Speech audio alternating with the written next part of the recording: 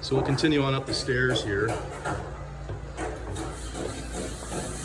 We've got basically another 3 bedrooms along this way.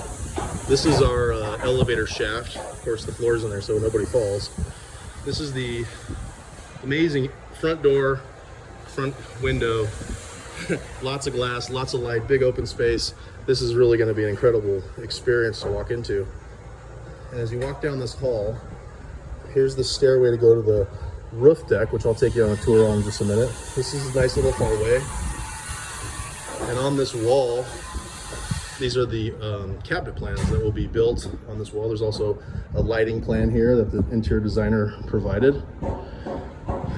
Beautiful, big, giant picture window.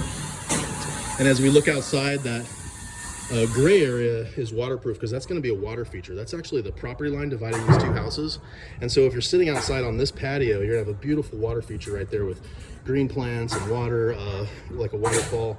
It's going to be a really nice experience. And you won't even know that you're looking directly at your neighbor's house.